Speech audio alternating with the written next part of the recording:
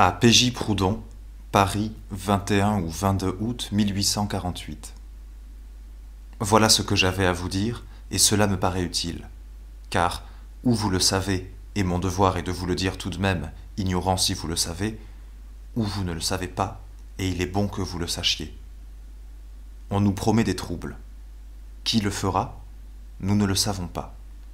Mais à la prochaine manifestation, même anti-populaire, c'est-à-dire au prochain prétexte, vous pouvez être assassiné. C'est un complot réel. D'abord intentionnel, vague et à l'état latent, se formulant relativement à vous de la même façon qu'il y a peu d'années se formulaient les désirs de mort relativement à Henri V. Sans doute il ne faut pas désirer la mort de personne, mais ce serait un événement bienheureux si un accident l'emportait. L'autre forme est plus claire. À la prochaine occasion, nous savons où il demeure, et nous saurons bien le trouver d'ailleurs. Nous en faisons notre affaire. Vous êtes le grand bouc. Soyez sûr qu'il n'y a là-dedans aucune exagération. Je ne puis pas vous donner de preuves. Si j'en avais, sans vous consulter, je les aurais envoyées à la préfecture, mais ma conscience et mon intelligence font de moi un excellent mouchard relativement à mes convictions. Ce qui veut dire que je suis sûr de ce que j'affirme, à savoir que l'homme qui nous est spécialement cher court des dangers. C'est à tel point que, me rappelant différentes conversations surprises, s'il y avait une tentative, je pourrais vous donner des noms, tant la férocité est imprudente.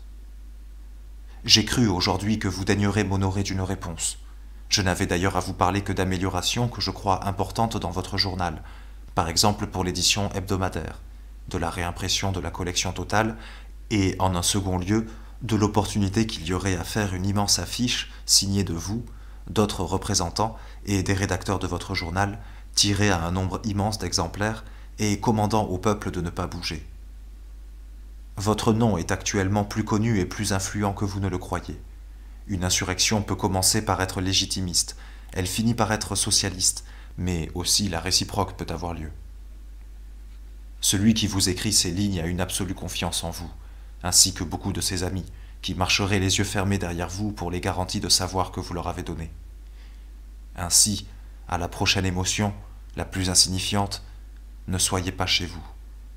Ayez, si vous le pouvez, une garde occulte, ou sommez la police de vous protéger. D'ailleurs, le gouvernement accepterait volontiers peut-être un pareil cadeau de la part des bêtes féroces de la propriété. Ainsi, il vaut mieux peut-être vous protéger vous-même. Charles Baudelaire.